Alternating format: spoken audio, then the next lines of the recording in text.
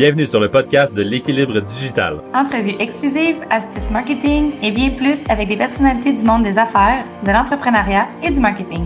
Découvrez-en plus sur eux, leur vie d'entrepreneur et surtout, apprenez d'eux afin de créer votre propre équilibre digital. Animé par Maude Belval et Jean-Michel Lépine. Bonne écoute! Salut tout le monde, super content de vous recevoir à notre podcast aujourd'hui, toujours en compagnie de ma chère associée Maude. Salut Maude, comment ça va? Allô, ça va bien, toi? Yes, toujours. On reçoit aujourd'hui quelqu'un qui, malgré son jeune parcours, a plus d'expérience sur le marché du travail que beaucoup de gens que je connais. On reçoit aujourd'hui Charles-Olivier Forget, un gars de marketing qui combine intelligence d'affaires, les stats, le développement des affaires, la fidélisation des consommateurs pour faire un beau melting pot d'une vraie machine marketing, ce Charlot. Il a travaillé chez iBrace/Groupe CO Médic, Vidéotron Affaires. Il a aussi fait son tour chez Meubles Folio, Industriel Alliance et j'en passe. C'est un diplômé de la maîtrise en marketing de MBA au HEC Montréal. Maître Charles-Olivier, est-ce que je peux t'appeler comme ça? Comment ça va? Ça va super bien. Merci de m'accueillir aujourd'hui, Jean-Michel et Maude. Vous autres aussi, ça va bien? Ben oui, toujours. Ouais. Yes. Hey, j'ai le coup qu'on rentre vite. J'aimerais ça que tu fasses une petite introduction là, à nos auditeurs. On va savoir un petit peu t'es qui. J'aimerais ça que tu nous racontes ton parcours. Mettons du HEC là, où t'es rendu avec ton entreprise, je pense. Oui, absolument. Donc, tu as déjà un petit peu survolé certains sujets. J'ai fait 7 ans à l'université, bac et maîtrise. Durant mes études, c'était super important pour moi d'acquérir de l'expérience. Donc, tout le long de mes études, j'ai travaillé en marketing pour différentes entreprises, ce qui m'a permis de vraiment acquérir de l'expérience concrète de terrain en même temps que la théorie qu'on voyait à l'école. Suite à HEC, ça fait déjà quand même quelques années, j'ai eu la chance de travailler autant pour des agences, des PME, puis même des très grandes entreprises, autant en B2B qu'en B2C, autant au Québec qu'aux États-Unis, puis autant en marketing qu'en développement des affaires, puis même aux ventes. Bref, je vais essayer de ne pas vous étourdir, mais j'ai touché à énormément de choses. Puis c'est des postes qui étaient toujours pas très loin de la direction, parfois même avec les propriétaires de ces entreprises-là. Ce qui fait qu'aujourd'hui, j'ai vraiment un gros coffre à outils diversifié, puis j'ai une belle compréhension du monde des affaires, puis je comprends aussi la réalité des entrepreneurs d'aujourd'hui, des propriétaires d'entreprises. Donc, grosso modo, ça me donne environ 10 belles années sur le terrain en parallèle avec mes études.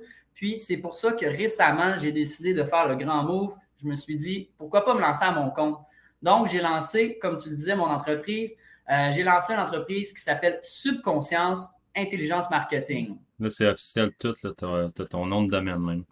Oui, absolument. Nom de domaine qui m'a pris énormément de temps à trouver. Puis finalement, en fait, je me suis compliqué la vie à essayer de faire toutes les belles pratiques pour trouver un nom d'entreprise. Puis finalement, l'élimination m'est arrivée en écoutant Netflix. Aussi simple que ça.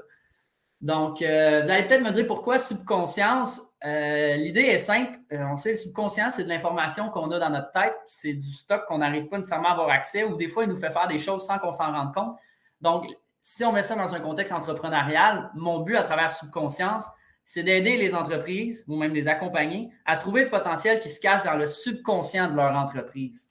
Donc, autant de la donnée, autant du positionnement concurrentiel, autant au niveau des opérations, des ventes que du marketing. Il y a plein de choses que peut-être les propriétaires d'entreprise ne sont pas conscients qui pourraient leur donner un gros boost pour générer de la croissance au sein de leur entreprise.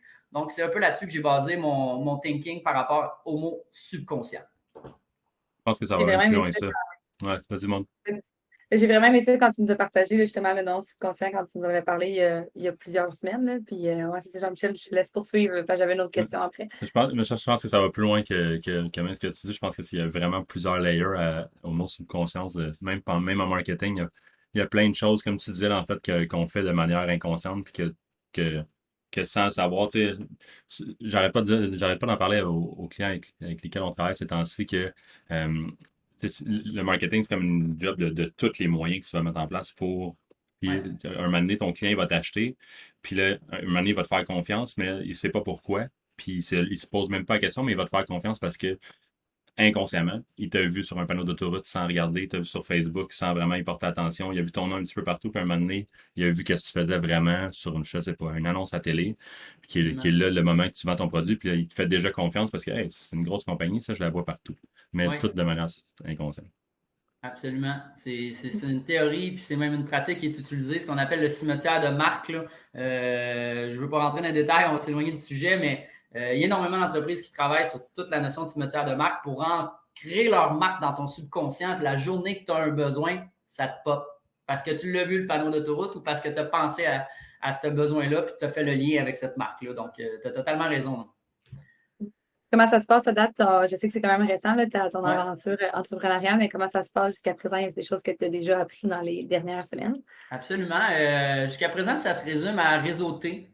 Oui, j'ai fait un peu de prospection. J'ai vraiment pas ouvert les valves. C'est mon dada, la prospection. J'adore ça, me faire un bon plan, puis OK, on passe à l'attaque. Mais pour le moment, c'est 2 à 3 Zoom meetings quasiment par jour pendant le mois de juin, juillet. J'ai discuté avec énormément de consultants dans différents domaines. Je voulais vraiment m'ouvrir l'esprit par rapport à tout cet univers-là. Puis ce qui est bien, c'est que j'ai développé des relations. Ne serait-ce que vous deux. Hein? C'est un super bon départ. Puis, c'est ça. Mon plan, c'est à partir de septembre, on ouvre la machine, puis je prévois générer une belle croissance là, d'ici le dernier trimestre de 2021. Là. Le mois de décembre, le maximum, là, je veux vraiment avoir une belle croissance d'ici là. Parfait. Puis aussi, c'est un concept qu'on a déjà parlé, là, je pense, Jean-Olivier, ensemble, puis là, je voulais qu'on en parle plus un peu aujourd'hui. On parle souvent des 4P en marketing, là, prix, produit, place, promotion. Puis maintenant, il y en a un cinquième, puis j'aimerais ça que tu m'en parles. Oui, absolument. Écoute, il y en a un cinquième, un septième, puis même un onzième. Là, ça dépend dans quelle école puis dans quelle industrie on est. Moi, je m'attarde aux 5P. Essentiellement, les 5P, on ne fera pas un cours des 4P aujourd'hui, je pense qu'on les connaît. Là. Mais le cinquième P, là, c'est qui vend le produit ou le service. C'est vos employés, c'est vous. C'est vraiment le volet humain. Donc, 5MP, on parle du côté relationnel. Puis on le sait aujourd'hui, les clients, ils ne veulent plus juste un produit, un service. Ils veulent une relation à la marque. Ils veulent une relation avec les employés, dépendamment de votre industrie, dépendamment de votre produit. Mais essentiellement, les 5P, ça a été développé pour le volet service. Puis tranquillement, pas vite, ça a été appliqué au monde du produit. Parfois, c'est beaucoup plus difficile. On s'entend, le volet humain, c'est une boutique en ligne. Puis les courriels, peut-être, qui peuvent amener un volet humain, les communications numériques, mais rendu là, ça reste service à la clientèle, mais parfois, ça se fait 100% en courriel avec des boutiques en ligne.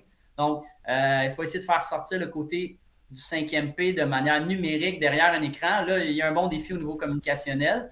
Donc, ce qui est bien avec le 5P, là, c'est qu'à concurrence égale, pourquoi un client va vous choisir vous versus un concurrent? C'est probablement le 5P qui va venir faire la différence. Oui, le service, mais au-delà du service, il y a le côté humain. Fait qu'un 5MP fort, une stratégie qui se base sur ce 5MP-là, peut vraiment vous permettre, pour le même produit, le même service, au même prix, dans la même région, de vous différencier, puis en bout de ligne, de fidéliser votre client pour qu'il reste avec vous. C'est souvent là que la différence se fait en termes de croissance d'entreprise. Sur le 5MP, le côté humain.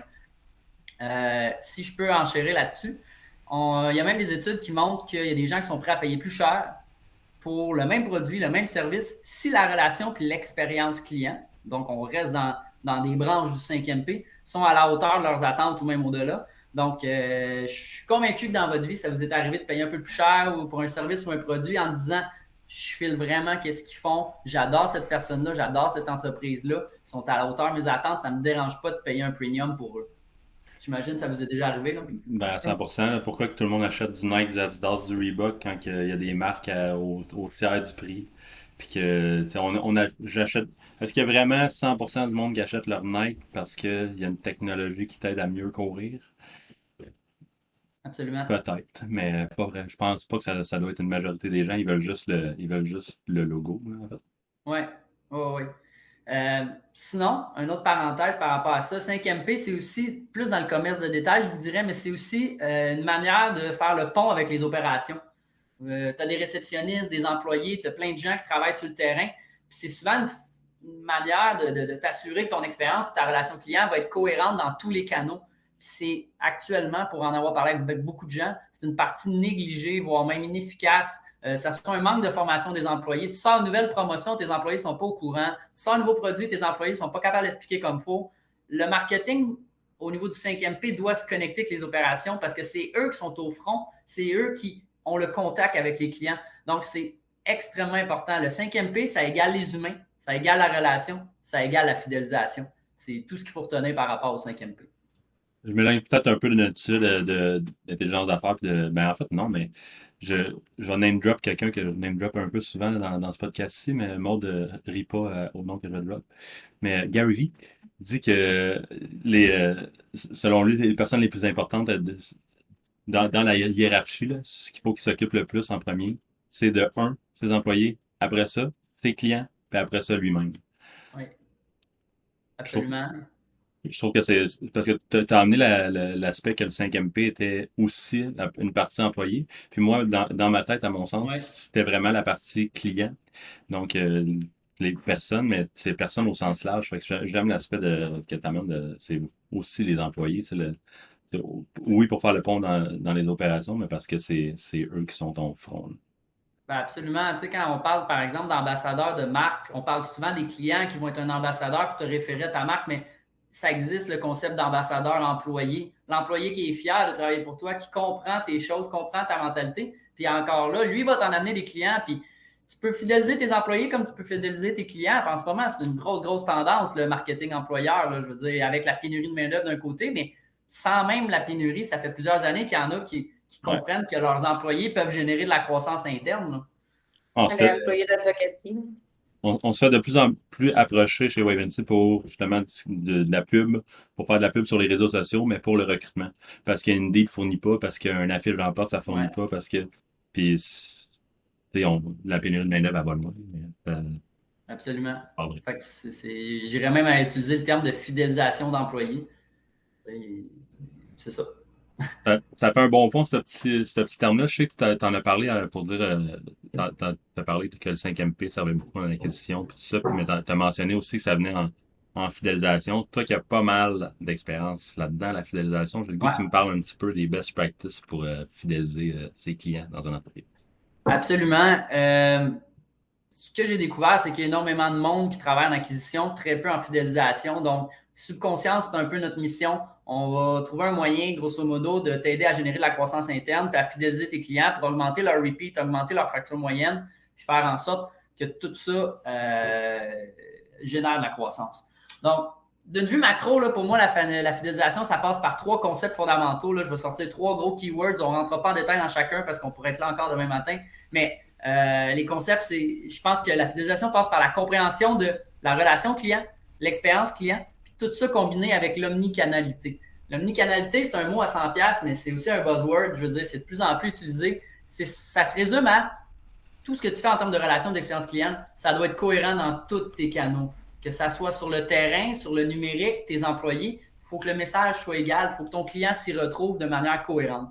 Donc, je ne veux pas aller plus dans le détail, mais ce qu'il faut retenir, c'est que pour moi, un bon concept de fidélisation, tu penses à qu'est-ce que tu veux comme relation client, puis comment la développer, ton expérience client, puis dans tous tes canaux. Si on va plus en détail dans les best practices, puis je vais y arriver tranquillement, je voulais faire un petit aparté par rapport à ça. Il y a énormément d'outils et de stratégies là, en fidélisation. On peut partir dans toutes les directions. Il y a des entreprises qui restent en toute simplicité puis qui, ça fait 50 ans qu'ils font la même manière de fidéliser leurs clients ou des fois juste avec leur nom, tout simplement. Puis il y en a d'autres qui font de la créativité. Là, des fois, c'est impressionnant, les programmes de fidélisation. L'idée, selon moi, ma recommandation, c'est de trouver celles qui sont adaptées à votre modèle d'affaires puis de déterminer les canaux de communication où vos clients désirent avoir une relation avec vous. Une erreur que je vois souvent, c'est que vous communiquez avec vos clients peut-être pas à la bonne place, puis vous n'avez jamais pris le temps de leur demander. Peut-être que c'est un autre canal de communication qui serait efficace pour eux. J'ai découvert récemment en discutant avec un client que ses clients, à lui, préféraient les textos, mais lui, il envoyait des courriels qui tombaient quasiment toujours dans les spams. Ça fait plusieurs années qu'il aurait peut-être dû sonder ses clients puis découvrir que ses clients voulaient majoritairement recevoir des textos. C'est un exemple très simple parmi tant d'autres, mais des fois, c'est rien que de faire le travail d'analyse en arrière qui te permet de découvrir ça. Un autre point aussi, une fois que tu connais tes canaux ou contacter tes clients, c'est important de bien connaître ton cycle de vente. Dépendamment si tu es en B2B ou en B2C, puis dépendamment du produit ou du service que tu vends, tu as des clients qui vont revenir chaque semaine versus il y en a que ça va être aux 2 ans. Dans le monde de l'automobile, je suis pas mal certain que le cycle de vente est relativement long. On ne change pas d'automobile aux 6 mois, sauf exception. Il y a une proportion de la société qui change souvent, mais l'approche fidélisation en automobile, c'est carrément différent que quelqu'un qui est dans le commerce, dans le retail, puis qui achète un produit à chaque semaine. Là. Donc, c'est important de bien connaître ton cycle de vente. Donc, ça m'amène au point suivant. Toute bonne stratégie de fidélisation passe par connaître ses clients. De là, vous allez voir, je m'en vais tranquillement vers l'intelligence d'affaires parce que c'est un beau domaine qui te permet de connaître tes clients. Mais pour arriver à connaître tes clients, tu peux d'un côté regarder le parcours client. Là, on parle de Customer Journey. Donc, les points de contact, les canaux, vous avez sûrement déjà vu des maps de Customer Journey. Ça te permet vraiment de bien connaître tes clients quand tu fais l'exercice d'établir toutes les étapes, le processus d'achat. Puis d'un autre côté, tu peux regarder toute l'information, toute la donnée qui est contenue dans ton entreprise. Puis probablement que tu as de la donnée que tu n'es même pas conscient qu'elle peut être utilisée. Je te parle par exemple de ton système de caisse à l'entrée où tu fais tes transactions. Il y a peut-être énormément de données là-dedans qui pourraient te permettre de prendre de meilleures décisions. Donc, on regarde le parcours client d'un côté, on regarde l'information client de l'autre côté. Tout ça, c'est une vraie mine d'or qui te permet éventuellement de développer une stratégie de fidélisation ciblée sur les intérêts de ton client, puis tu vas leur parler dans leurs mots. D'un autre côté, il ne faut pas négliger non plus l'aspect concurrence. Oui, on regarde les clients, mais il faut regarder les concurrents. Pourquoi regarder les concurrents? Ben, il y a plein de raisons, mais ça se résume à être aussi simple qu'en regardant la concurrence, tu pourrais déterminer c'est quoi tes forces, puis de stratégiquement déterminer comment tu veux te positionner avec ces forces-là par rapport à ta concurrence pour fidéliser tes clients, puis faire en sorte qu'ils ne soient pas tentés de quitter pour la concurrence. Donc, on analyse nos clients, on connaît nos clients, on analyse la concurrence, on connaît nos concurrents. Moi, je pense que c'est deux excellents points de départ en termes de fidélisation. Je me dis que tout ça s'embrique aussi un dans l'autre, dans le sens que tu parlais de la manière au début de communiquer avec tes clients, dans le sens que si tu connais mieux tes clients, mais tu peux les segmenter en conséquence aussi, de dire ce type de clientèle-là, cette personne-là qui est par exemple plus jeune préfère les textos versus ce type de clientèle-là préfère être appelée. C'est quand tu parlais de la façon de communiquer. Fait qu'en les segmentant comme ça, tu connais leurs préférences aussi. Fait que tu es capable de, vu qu'ils apprécient le service que tu leur donnes parce que tu leur parles sur le bon canal, ben là, tu les fidélises par de la même façon, fait que ça s'embrique tout un dans l'autre. Oui, absolument. J'ai le goût que tu pousses un petit peu plus loin, Charles, sur deux des points que tu as dit. Puis un, moi, c'est ma game là, jour et nuit d'analyser des statistiques pour essayer de comprendre mieux les clients puis essayer d'optimiser les pubs que je fais pour que ça s'adresse le mieux possible à eux puis qu'on ait le meilleur retour. Tu as dit une phrase clé, je pense, qui est c'est pas quand tu parlais de l'omnicanalité, c'est pas juste pour savoir ils sont où, t'as jamais pris t'es connais pas parce que t'as jamais pris le temps de leur demander. Puis là, ça amène à une partie de oui, il y a les stats, mais c'est pas tout. Communique avec ton client, parle-y, puis écoute-les surtout, puis ça va t'amener plus loin. Qu'est-ce que t'as-tu des expériences genre que ça t'a aidé de ce concept-là ou que vous avez pris ça en compte? Oui, ben c'est un excellent point. Je m'en allais justement des best practices. Tu sais, c'était comme mon intro pour arriver aux best practices. Puis dans mes premières best practices, tu vas voir, ça va répondre exactement à ta question. Quelque chose que je recommande avant même de se lancer en fidélisation ou dans un plan de fidélisation, c'est tout ce qui est sondage d'expérience client. OK? On parle de parler avec ses clients, communiquer avec ses clients. Il n'y a rien de mieux que de se procurer un petit logiciel ou de mettre un employé sur le téléphone ou sur les courriels pour contacter ta clientèle puis prendre le pouls. Il y en a énormément qui le font de manière automatique avec des HubSpot et des MailChimp.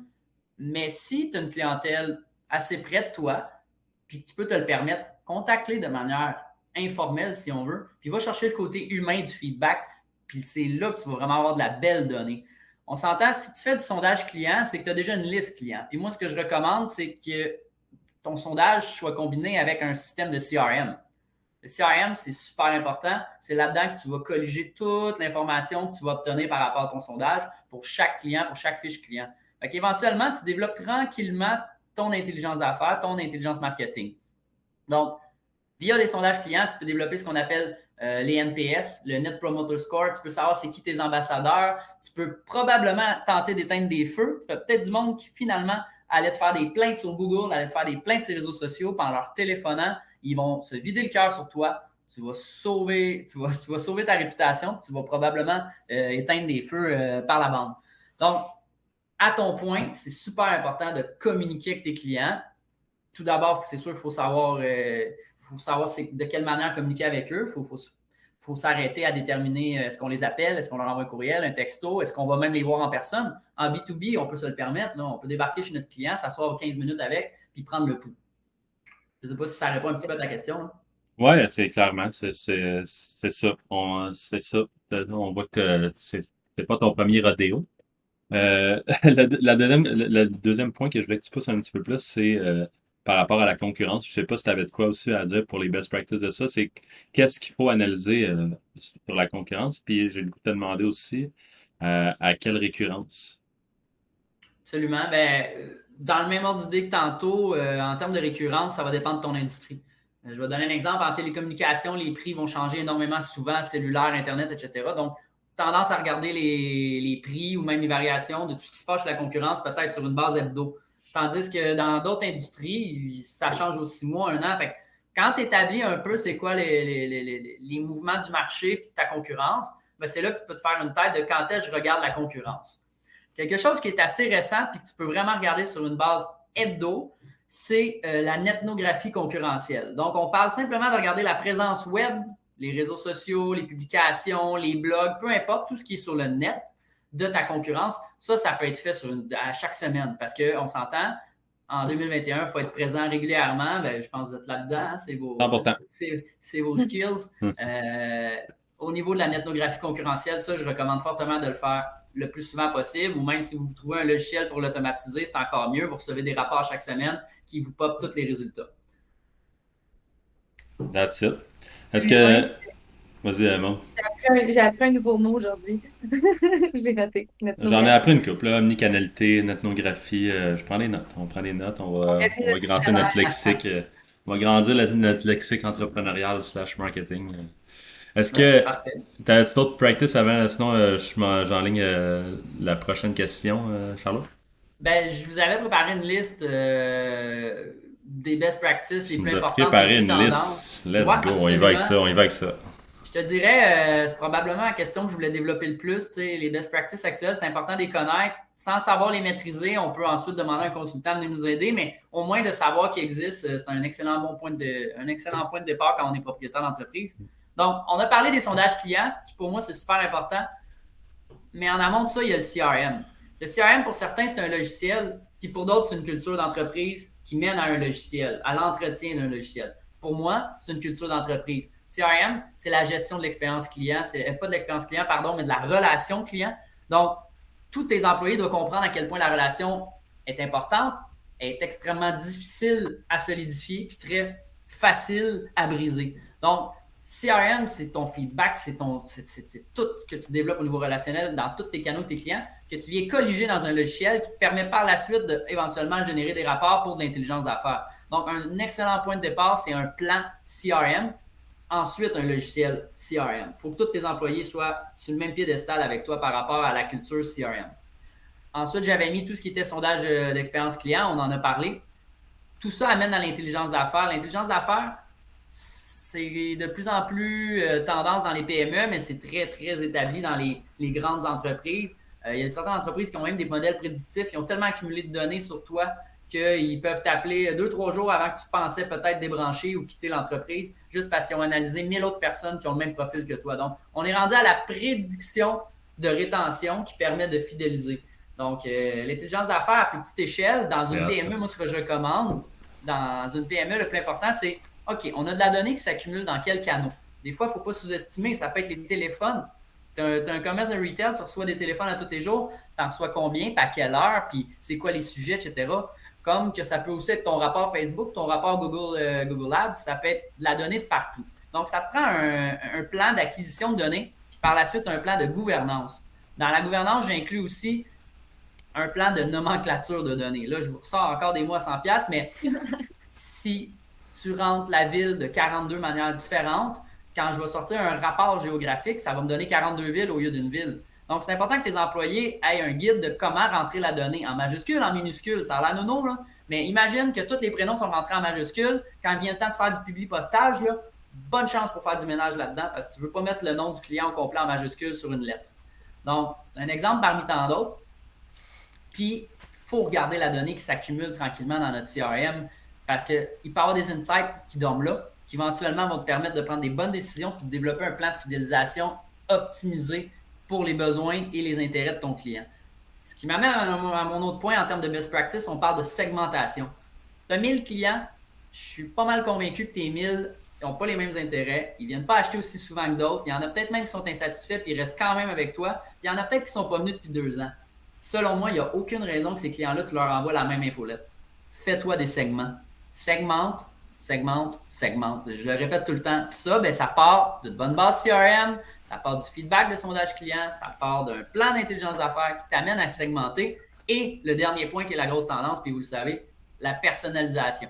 Tout ce que je viens de dire te permet de communiquer avec un message personnalisé. Bonjour Jean-Michel, nous avons adoré le dernier achat que vous faites pour nous. Vous seriez peut-être intéressé par le produit suivant afin d'améliorer votre expérience client. T'sais, on te parle dans tes mots, selon le dernier produit que tu as acheté, je viens d'optimiser sur 2 variables, mais ça peut être encore plus poussé que ça. Donc, les 5 mots-clés que je viens de vous sortir par rapport aux tendances, c'est CRM, sondage expérience client, intelligence d'affaires, segmentation et personnalisation. C'est important d'y aller dans l'ordre aussi, hein, parce que tu ne peux pas commencer à Exact. segmenter puis envoyer plein de choses sans pouvoir avoir un endroit qui va garder ces données-là, dont un CRM. Absolument. C'était vraiment excellent, ça. C'était vraiment bien structuré aussi. Ta liste était solide. Je m'excuse, si je peux me permettre, je ne sais pas s'il nous reste encore un peu de temps, mais je vous aurais nommé quelques autres points à considérer, mais sans les développer. Juste pour vous ouvrir l'esprit puis vous laisser partir avec ça, mijoter. Let's go. Donc, les 5 grandes tendances que je viens de vous nommer, c'est les plus importantes selon moi dans le moment. Mais après ça, c'est important, quand tu fais tes campagnes publicitaires, de penser à une chorégraphie de contact sur plusieurs canaux. Donc, tu contactes tes clients, probablement le même message, mais sur différents canaux, mais pas sur la même fréquence. Donc là, on est plus dans les stratégies publicitaires. Puis tout ça peut t'amener à fidéliser ton client parce que tu le réchauffes tranquillement sur différents canaux. Il commence par une lettre par la poste, il reçoit un avis Google, il y a un retargeting qui se fait sur Facebook, puis finalement, il reçoit une infolette. Tout ça avec le même message, mais sur un mois. Fait que pendant un mois, tu as une présence constante. Ça t'amène à le fidéliser tranquillement, mais sûrement. Après ça, il y a tous les programmes de fidélité par points. On ne rentre pas dans les détails, je pense qu'on les connaît tous. On a toutes des cartes dans notre portefeuille qui accumulent des points. On a la tendance des programmes d'abonnement mensuel, mais avec des paiements annuels. Fait que rapidement, on vient closer notre client pour 12 mois d'un coup, mais qui pense être abonné mensuellement. Un point que je pousse énormément aussi, c'est d'avoir un plan de gestion par rapport aux plaintes. C'est vraiment important. Aussitôt que tu entends parler d'une plainte, il faut qu'un responsable appelle rapidement ou contacte rapidement parce que on peut l'échapper, ça vire sur Google, ça fait un avis négatif sur Google qui est tatoué là, c'est mauvais pour votre réputation, puis ça peut même aller sur les réseaux sociaux. Par la suite, j'ai d'autres best practices, là, je pourrais en épargner, on en a parlé pas mal. Faire le pont avec les opérations, pour moi, c'est super important. Donc, la formation continue, tout ce que tu fais au niveau de ton marketing, il faut que tes employés, tes petits soldats qui sont au front, qui parlent à tes clients, suivent. C'est pas mal ça. Amen. Surtout sur le dernier point que pour avoir été dans les opérations au Walmart de ce monde, au IGA de ce monde, la communication, c'est pas tout le temps évident.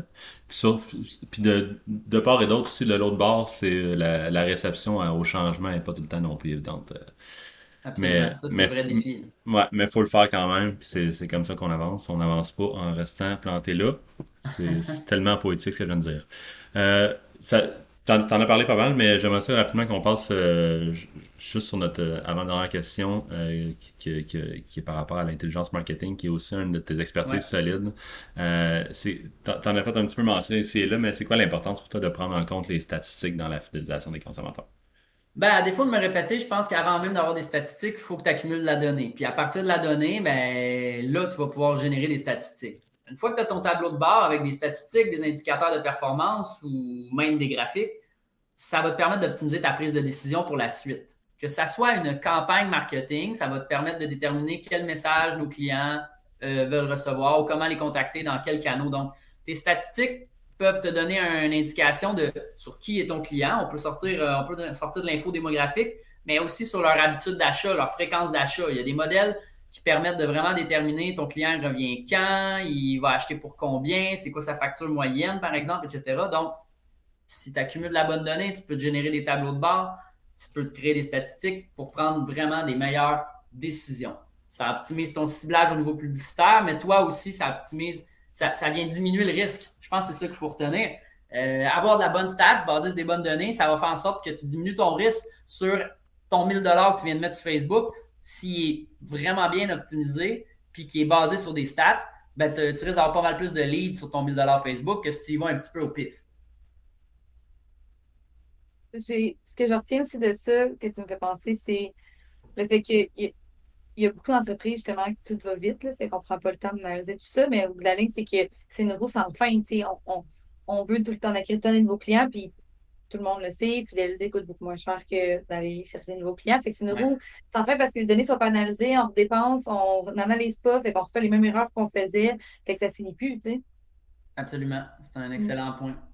Puis, tu sais, là, je parlais de publicité en tant que telle, mais rien ne nous empêche de faire des publicités ciblées à des clients actuels juste pour, comme on disait d'entrée de jeu tantôt, le cimetière de marque. Entretenir notre marque pour que le client nous garde dans son subconscient en tout temps. Fait que c'est pour ça que même si Nike, ça fait 30 ans, 40 ans, 50 ans, je ne sais plus, qui existe, tu vois encore des panneaux d'autoroute. Tu sais, ils veulent rester présents. Même chose pour Coca-Cola.